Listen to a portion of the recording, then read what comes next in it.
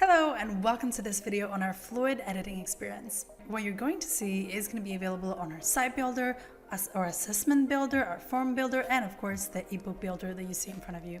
The fluid experience will allow you to easily navigate between lines. You'll be able to convert text and even add new widgets. And all of that simply by using your keyboard and without even having to use your mouse. So I'm going to show you some of the highlights, but of course you can find out more details on our article. So, like I said, we are now on an ebook editor, and this is the ebook builder. Now I'm using a Windows desktop running on a Chrome browser. We're going to talk about some keyboard shortcuts, which, as you can imagine, is different according to your device, but you can find out more on the article for other devices.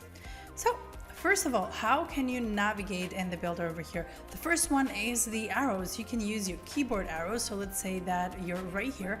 You can use your keyboard arrows to navigate through the different widgets, like I can do over here, either the upward one or the downward arrow. Now right here, the idea is to make the editing and the authoring easy and as fast as possible, pretty much like you would do in a simple Google document.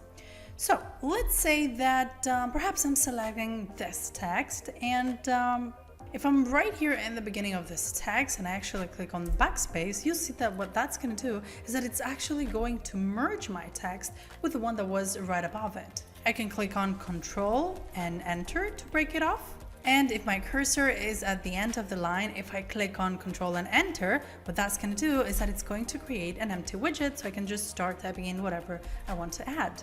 Of course, another shortcut which is worldwide when it comes to editing and authoring is Control and Z, which is just going to undo your previous actions. You can click it as many times as you want to. There you go. So here's the initial state of this widget. Let's take a look at another shortcut. So if you click on Control and S, what that's going to do is that it's going to allow you to save the page without having to use your mouse, or click on Enter to save it up, give it a minute, and there you go. Otherwise, of course, you can even do it manually from the far top over there. Now let's try something else. So again, let's say that we've selected this element. If I click on Control and D, that is going to duplicate that text element. Let me click on Control and Z to remove that. Now, of course, that doesn't only go for text widgets. Let me scroll down a little bit, and let's say that perhaps I want to, duplicate maybe these stars. So Control and D, and that's going to duplicate different elements as well. So not only text, keep that in mind. Control and Z to remove that. Now let's say that we're here. You can also click on Control and A to select everything, and then if you click on backspace, that is going to delete the text within the widget.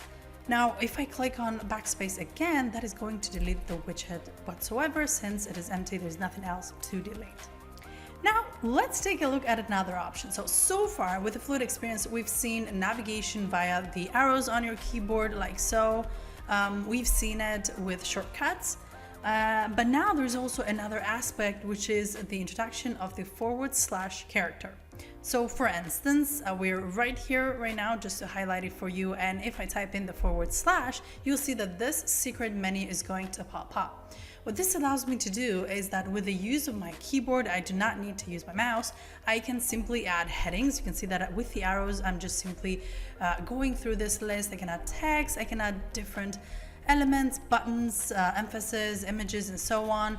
I can add code blocks, dividers, and besides adding new widgets, I can even transform the widget I'm on into a different text type. So for instance, this one right here is a heading 3. You can see that from here, but if I want to, I can transform this to heading 2.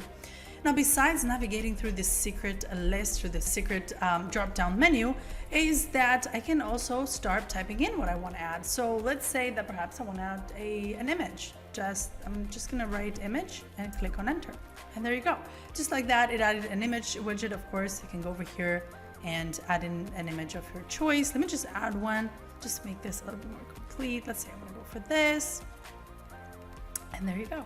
Now, according to the builder you're on, that menu is going to show a few different options. So for instance, if you are on the form builder, then you'll see that besides all the options that we saw here with / the form builder actually even allows you to add questions. So let me show you just that. If I head over to a form, I have a form right here, and let's say I'm just clicking on the name on the far top. If I enter the / option, let me just navigate further down, you'll find that it even offers the option to add questions. And you can see that right here, form type of questions, consent, multiple choice, rating, date, and so on. Let's say I want to add the multiple choice. And there you go. I just added that. I just added an extra question right there simply with a / option. Now, again, if you go back to the ebook and you'll see that the questions aren't available over here. All right, now let me give you a small little tip. So let's say that perhaps you're writing some text, maybe this one, let's say that this is a longer text. Let me just copy this part, for instance. Instead of doing this, just staying within the same widget and clicking on enter and then adding some more text over here. So instead of creating a paragraph in the same widget, we suggest that you create a new widget instead. So with the control enter, that's going to add a new widget. So add in a new widget and add the text onto the new widget instead of keeping it on the same widget. And there is a good reason for that. Let me just show you. So if you go over to the ebook theme explorer, you'll see that we have an option on the layout regarding spacing. So for instance, you got tight, condensed, you got normal, you got comfort, and extended. Now, if your text is all in one widget, then these changes are not really going to affect that because these are going to affect the spaces between the various widgets that you have. So keep that in mind. It is in general a better practice to just divide them in different widgets instead of just staying within one text widget and just click on the enter button to create another paragraph within the same widget. And that's pretty much it regarding the fluid experience. So first off, you can navigate with your arrows. Second, you can use the shortcuts. And the third one is the / option, which is going to reveal a whole new menu of options for you. Now, if you wish to get a full list of all the shortcuts and how you can do it in a Mac environment, just head over to our article and take a look over there.